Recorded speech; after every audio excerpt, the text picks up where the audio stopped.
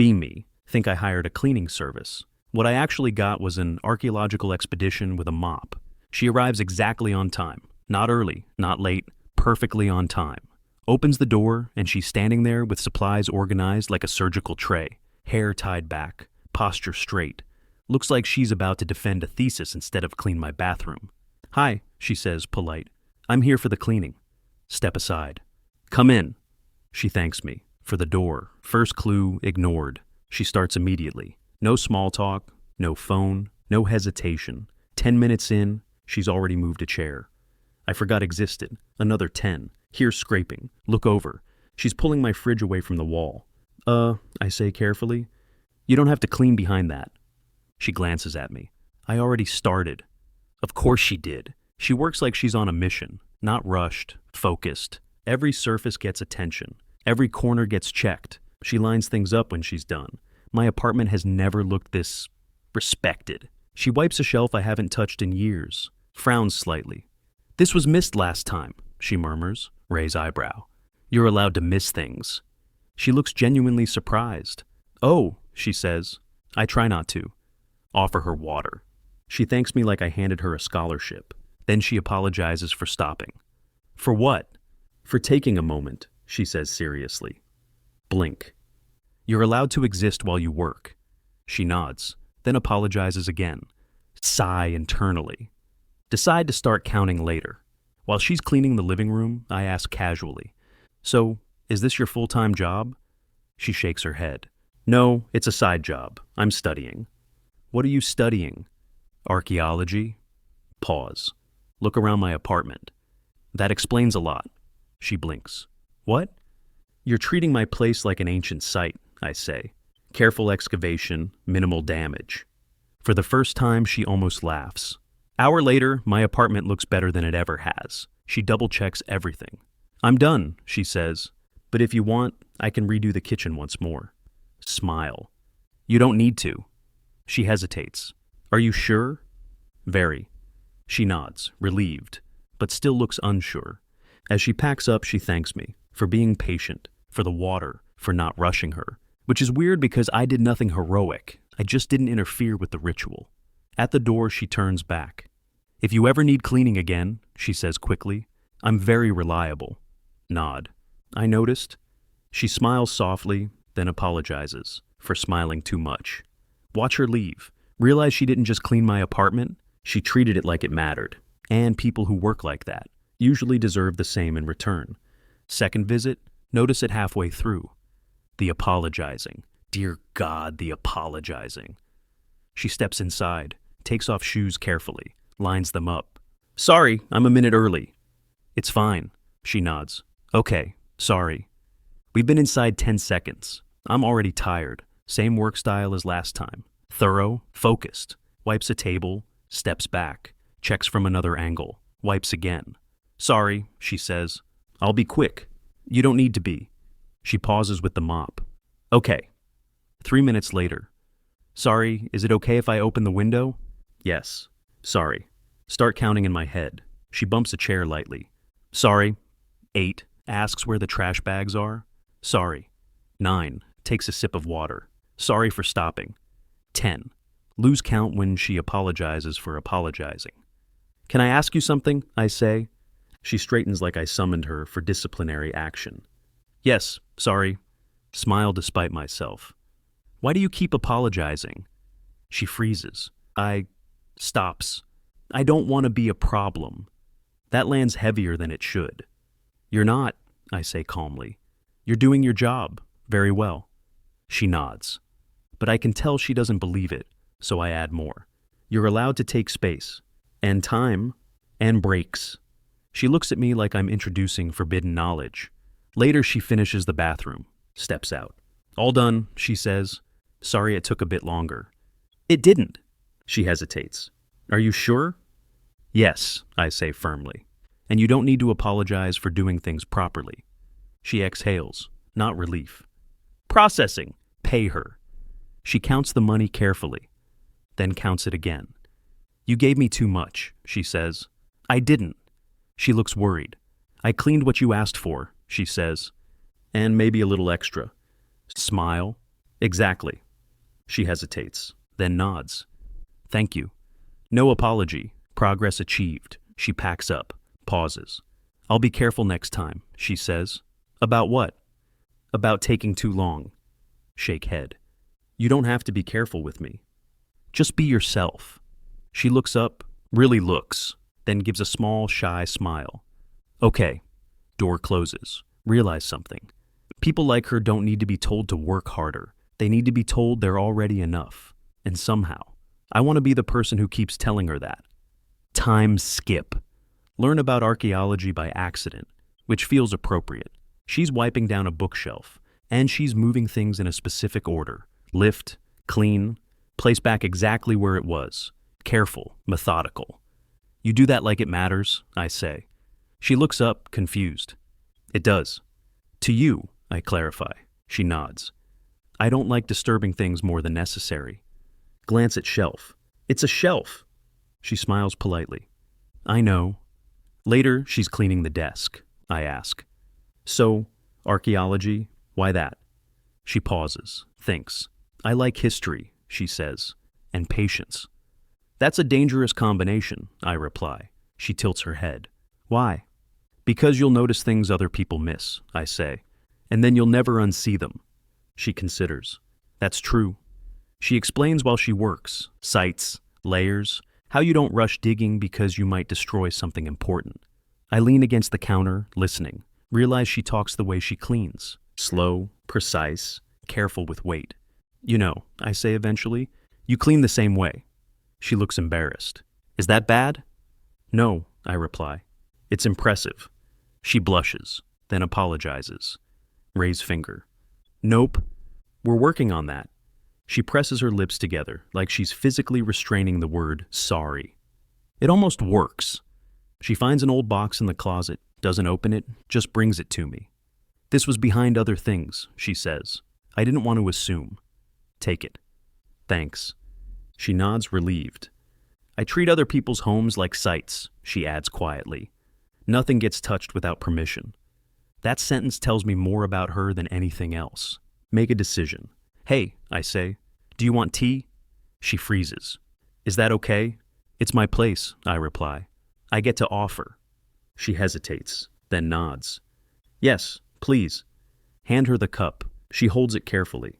Doesn't drink right away, like she's waiting to be told she's allowed. Most people would have half done this job, I say casually. She looks genuinely puzzled. Why? Because they can, I reply. She frowns. I don't like doing things halfway. Smile. I noticed. Before she leaves, she double-checks everything, then again, then asks, Are you sure it's okay? Nod. It's better than okay. She smiles. Thank you. No apology. Door closes. Look around. Apartment is spotless. But that's not what stays. What stays is the way she worked, like every small thing deserved care.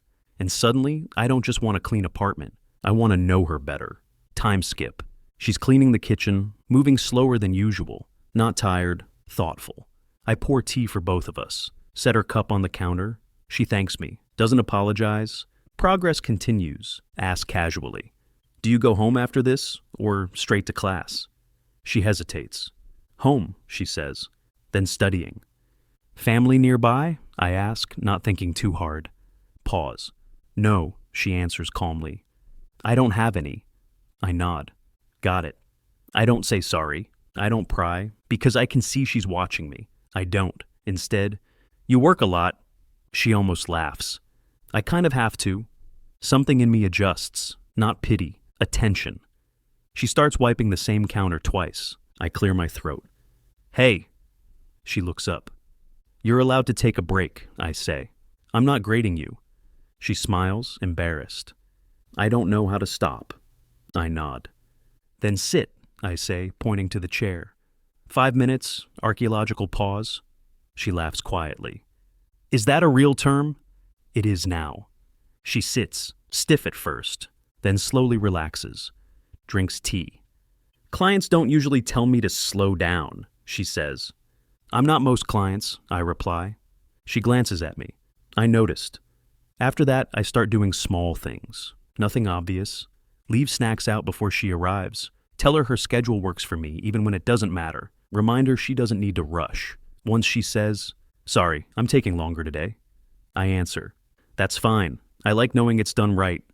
She blinks, then nods. No apology follows. At the door, she pauses. "You're very kind," she says. "Most people aren't." I smile. Most people don't notice. She thinks about that all the way out. I know because she walks slower. I don't plan to rescue her. She doesn't need that. She needs someone who treats her time and effort like they matter. So I do, quietly, consistently, and if that looks like courting.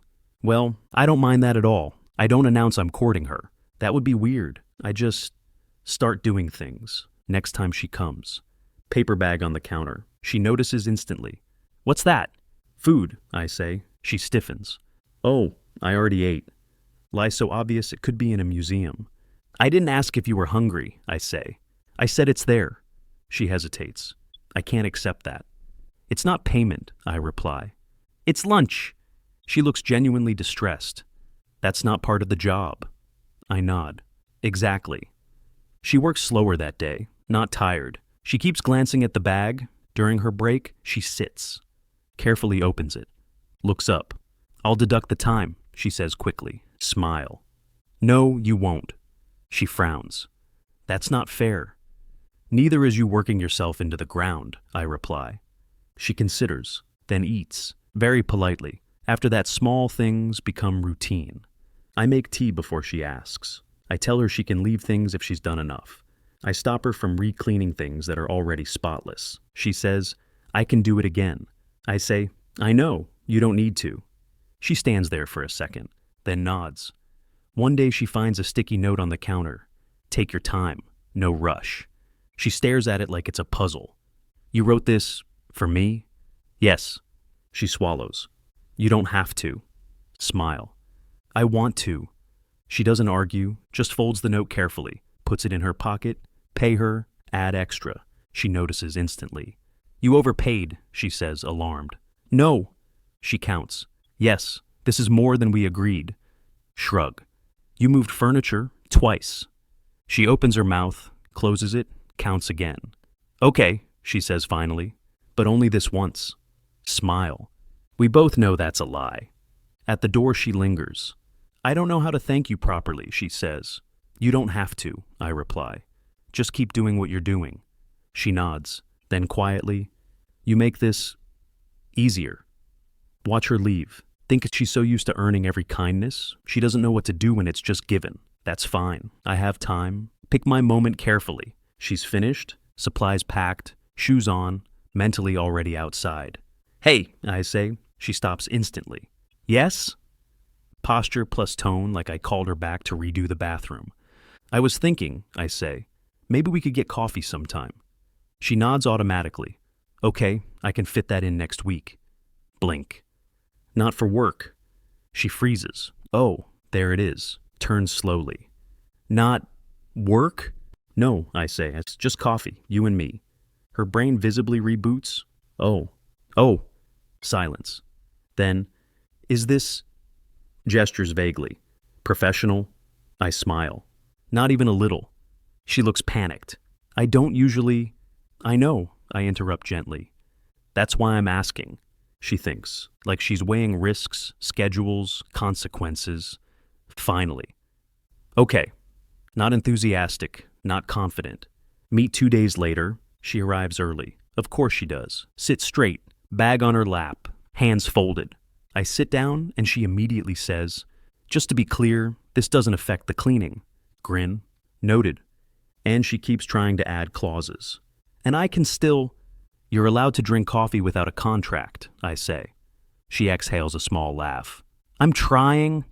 She orders the cheapest thing. I order first and ask what she wants. She panics. No, I can pay." "I know," I say, but let me." She looks genuinely torn, like accepting a latte is morally risky. "I'll pay next time." Smile. "Deal."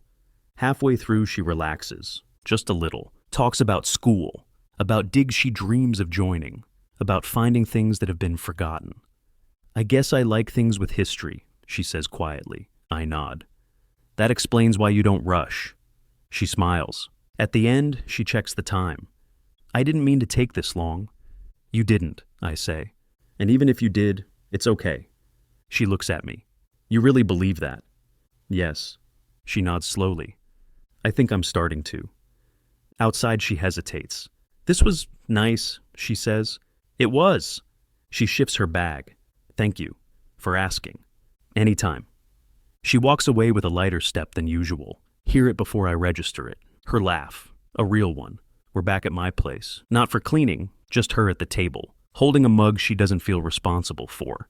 I tell a stupid story about locking myself out years ago. She tries to hold it in, fails, laughs, covers her mouth. Oh, sorry, she starts automatically. I raise a finger. She stops, then laughs again. And this time, she doesn't apologize. That's a good sound, I say. She blinks.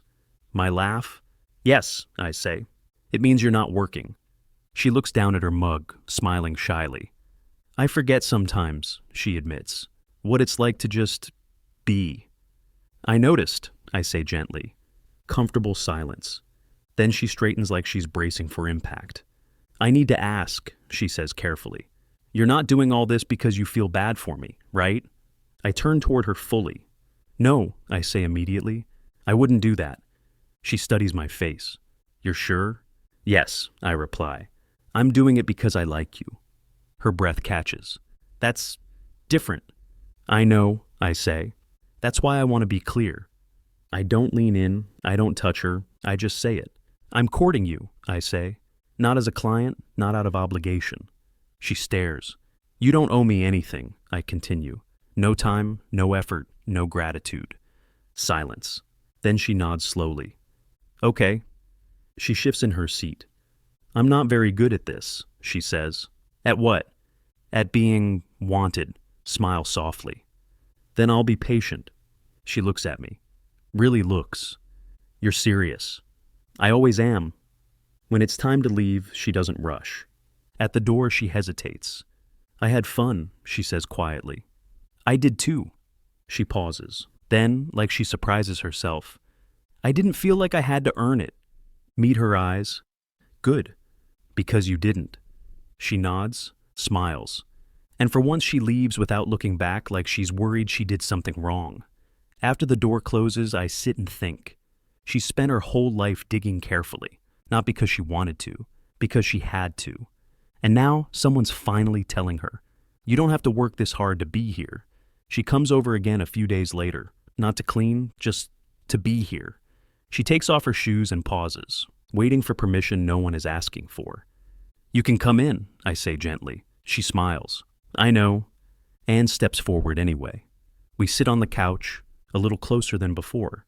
She watches me for a moment, then says quietly, I keep waiting for the moment where I mess this up. Turn toward her. You won't. But I don't always know what I'm doing, she adds. What if I say the wrong thing? Smile. Then I'll tell you. And we'll keep going. She considers. That sounds easy. It is, I reply, when no one's keeping score. She looks down at her hands. I've always had to be useful, she says, to deserve space. Shake head. You already deserve it. You always did. She swallows. After a while, she leans against me. I don't move. Let her choose the distance. She exhales. This feels better than trying. I nod. That's because you're not performing. She smiles. I like this version of me. So do I. Late. I walk her to the door. She turns before leaving. You're not going to disappear, right? Meet her eyes. No. And you don't have to worry about being enough for me. She nods. Okay. This time, there's no hesitation. After she leaves, I look around my apartment. It's clean, but that's not what matters anymore. What matters is this. She came in thinking she had to earn her spot. She's leaving knowing she doesn't, and if that's what I get to be for her, then I'm exactly where I want to be.